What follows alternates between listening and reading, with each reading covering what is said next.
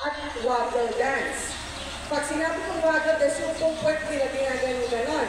Pag round dance po, nagpapakikot-ikot lang yan. Pag round dance po, malapit lang ang source ng pagkain. Doon sa kanilang tulakan. Pag nag-waggle dance po yan, malayo po yan. Ilang kilometer, ilang malayo po siya sa source ng pagkain. So yan po, ipo-communicate niya yan doon sa mga kasama niya.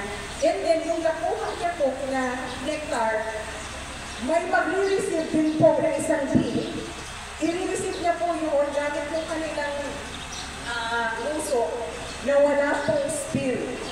Ang ganyan po nila, maililipat yung nectar from one bee to the other na wala pong sayang. Opo. Because of that po, ang tawag na is prophylaxis. Nagsishare po sila. Dahil po dyan, nagkakapalitan din sila na may mga iba din kung may coordination sila ang doon. Kaya ito po yung mga nakaka-apekto ng quality ng honey. Yun po. So, akala natin, ganyan-ganyan lang ang mga bees natin. So, amazing po ang mga bees. Kaya kung makikita po natin itong mga proseso na ito, mas maialaw po natin yung bees natin. Hindi lang po na enough na, okay, may mga pagkain sila, hindi po gano'n.